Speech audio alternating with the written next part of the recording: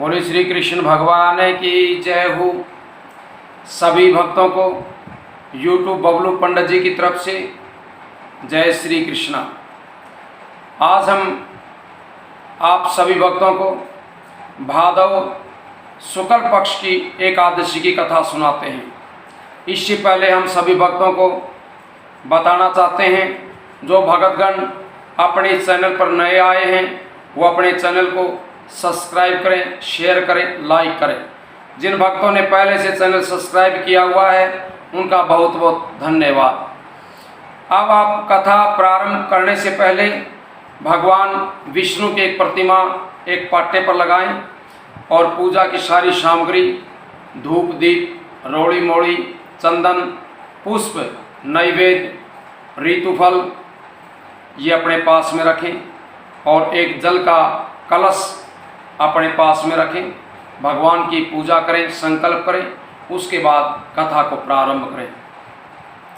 युधिष्ठिर ने कहा कि हे भगवान, अब तक आपने हमें भादव कृष्ण पक्ष की एकादशी की कथा सुनाई, अब आप हमें भादव शुक्ल पक्ष की एकादशी की कथा सुनाइए। इस एकादशी का क्या नाम है और इसके व्रत करने की क्या विधि है?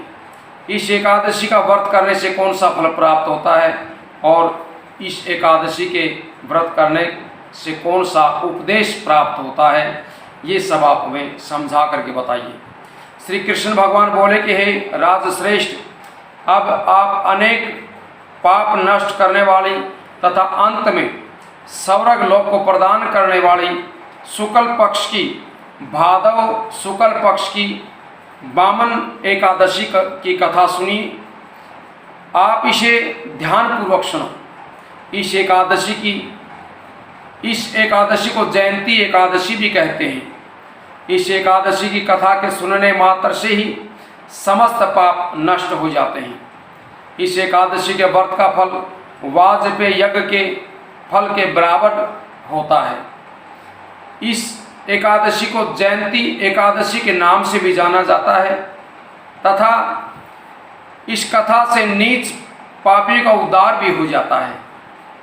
हे महाभाग, जो मनुष्य इस व्रत को करते हैं, यदि कोई धर्मपरायण मनुष्य एकादशी के दिन मेरी पूजा करता है, मैं उसे संसार की पूजा का फल प्रदान कर देता हूँ। जो मनुष्य मेरी पूजा करते हैं उसे मेरे लोक की प्राप्ति होती है, इसमें किंचित मात्र भी संशय नहीं है।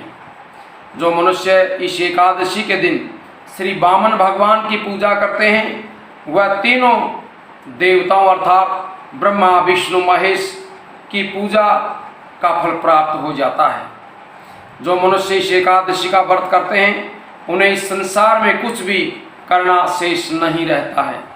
इस एकादशी के दिन श्री विष्णु भगवान करवट बदलते हैं, इसलिए इसका नाम परिवर्तनी एकादशी भी बताया गया है। इस पर श्री युधिष्ठिर बोले कि भगवान, आपके वचनों को सुनकर के मुझे महान संदेह हो रहा है कि आप किस प्रकार सोते हैं तथा करवट बदलते हैं। आपने राजा बलि को क्यों बांधा और वामन रूप धारण करके आपने क्या लीलाएं की? चातुर्मास्य व्रत की विधि क्या है तथा आपके शयन करने पर मनुष्य का क्या कर्तव्य होता है, ये सब विस्तार पूर्वक हमें बताइए। श्री कृष्ण भगवान बोले कि हे राजन, अब आप पापों को नष्ट करने वाली भाद्रपद वामन एकादशी की कथा सुनिए। त्रेता युग में बलि नाम का एक दानव था।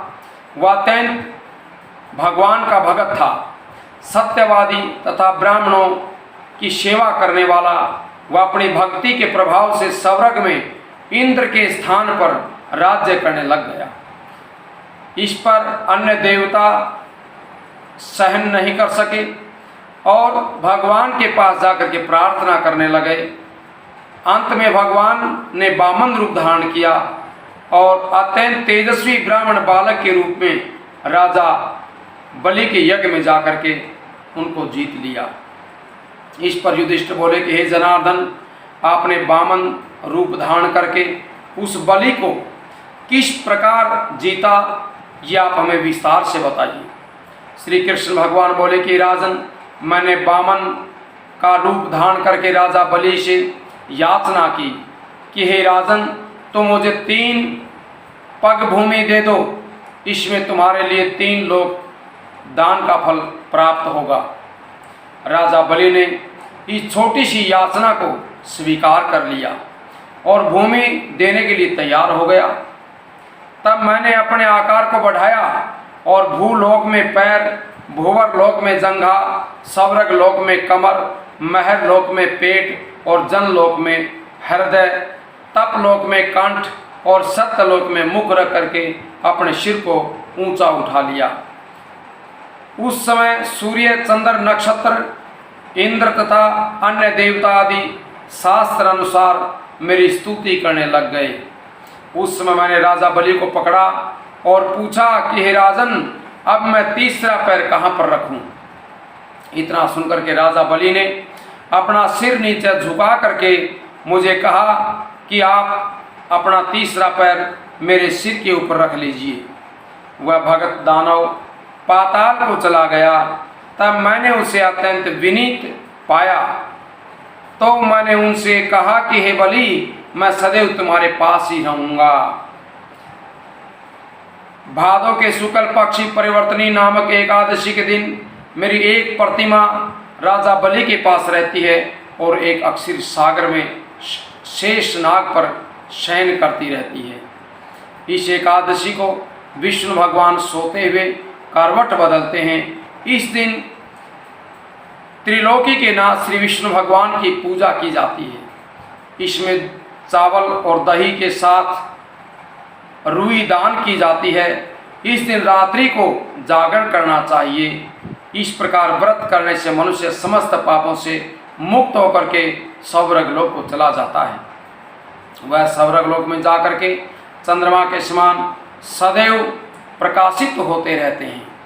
उनको इस लोक तथा परलोक दोनों में यश मिलता है।